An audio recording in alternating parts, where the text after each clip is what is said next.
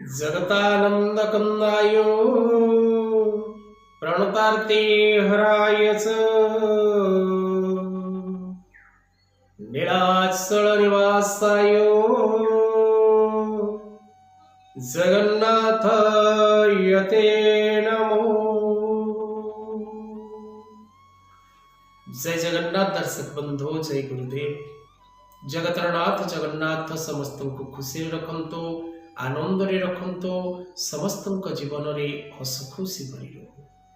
तेरे दर्शक बंधु, आज आपण मानक पई गोटे शिक्षणीय कार्यक्रम आज रे कार्यक्रम माध्यम रे आपण प्राप्त करिवे जे कोइंच मुद्रिका बा कच्छप मुद्रिका वर्तमान प्रायतः समस्ते धारण करुछन्ति एवं ए कोइंच मुद्रिका बा कच्छप मुद्रिका बा कछुआ मुद्रिका अनेक प्रकार शुभ फल प्रदान करे, यह सत्य। किंतु जदि ताको उपयुक्त भाव रे ग्रहण न करा जाए तेबे सेथिरु मध्य नकारात्मक प्रभाव बाहरी थाए बा व्यक्ति विशेष प्राप्त करिथा। तेबे एही मुद्रिटी केउ धातु रे पिंधिबार आवश्यकता अछि, केउ अंगुली रे पिंधिबार आवश्यक अछि, केउ समय रे धारण करिबार आवश्यक अछि, केउ बार रे मध्य मुद्रिका धारण करिबार आवश्यकता अछि। मेष ठारू मीन पर्यंत 12 गोटी राशि, एही 12 गोटी राशि भितर केउ राशि एहाको धारण कले अत्यंत शुभ फल प्राप्त करिथाय एवं केउ राशि धारण कले अत्यधिक मात्रा रे कष्ट दुख प्राप्त करे।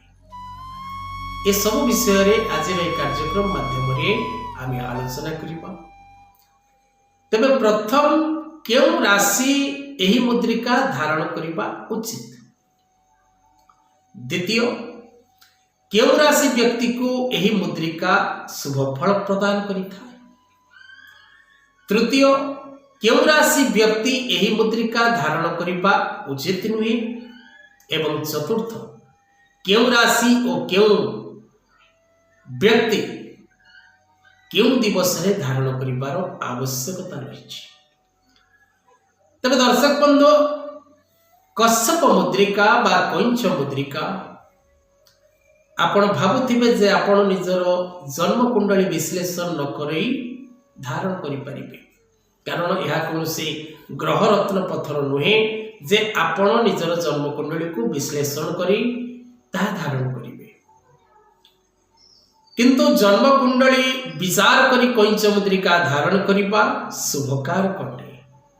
आपण जो कच्छप मुद्रा धारण करुचंती बा कोइंच मुद्रिका धारण करुचंती बा कछुआ मुद्रिका रिंग धारण करुचंती ताहा ज्योतिष परामर्श मध्य आपण धारण करि परिबे।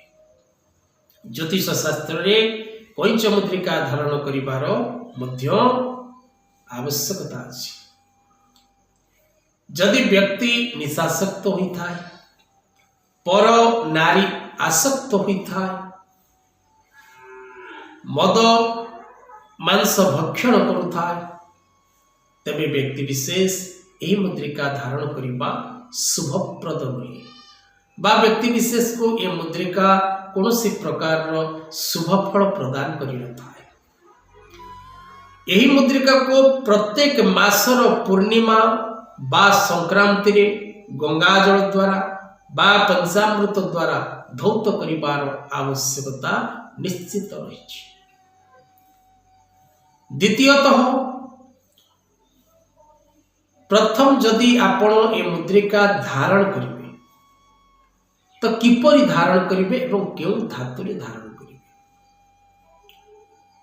स्वर्ण एवं रौप्य ए दुईटी धातु रे निर्मित कोइंच मुद्रिका बा कच्छप मुद्रिका बा कछुआ मुद्रिका व्यक्ति विशेष को शुभ फल प्रदान करिथाय।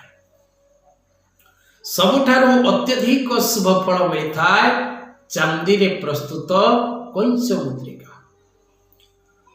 तेबे आकु धारण केउ समय रे करिबार आवश्यक अछि। सुप्रभात समय अर्थात प्रात समय ठारू दिबा 8:45 भितर आपण जदि यही कैंच मुद्रिका धारण करती ताहा आपणक पई शुभ फलदायक होता है। एवं अनेकांश दर्शक बंधु देखा जाए जे मुद्रिका को व्यक्ति विशेष माने भूल भाव में मध्य पिंधि थांती।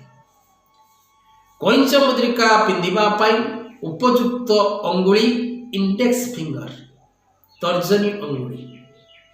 तेणु तर्जनी अंगुली रे जदि आपण कैंच मुद्रिका धारण करती एवं कैंचर मुंडटी जेपरी बाहर को न बाहरे कैंचर मुंडटी सदा सर्वदा आपण पटक रहिबार आवश्यकता रही।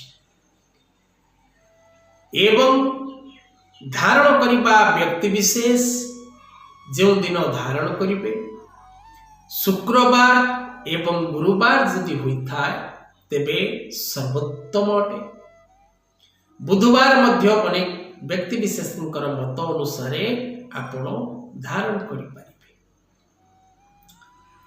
तेबे एही मुद्रिका धारण करिबा द्वारा व्यक्ति विशेष लक्ष्मी नारायणकर आशीर्वाद कच्छप रूपी नारायण तेणु कछुआ भगवान नारायणकर एक स्मृति भगवान नारायण को अंतर रे स्थान दबा उद्देश्य मध्य व्यक्ति विशेष माने कच्छप मुद्रिका धारण करती।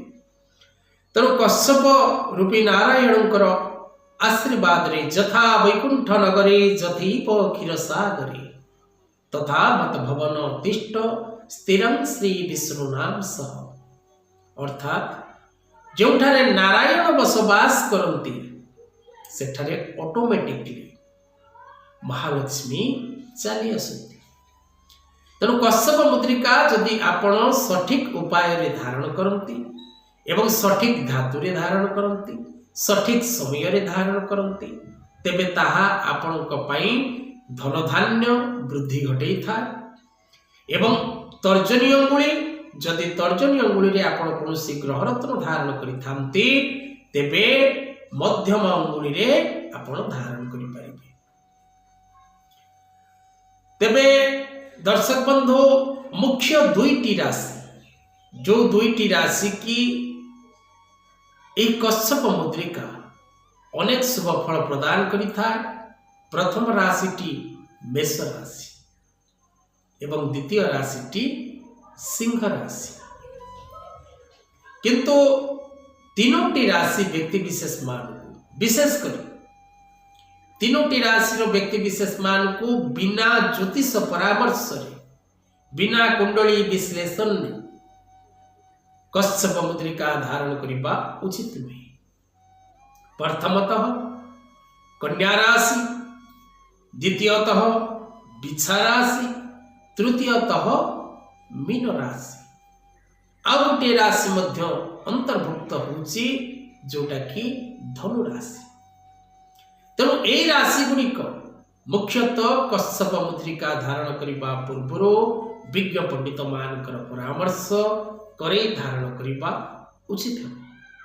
तेज आज कथा वस्तु को ये रखा। जय जगन्नाथ।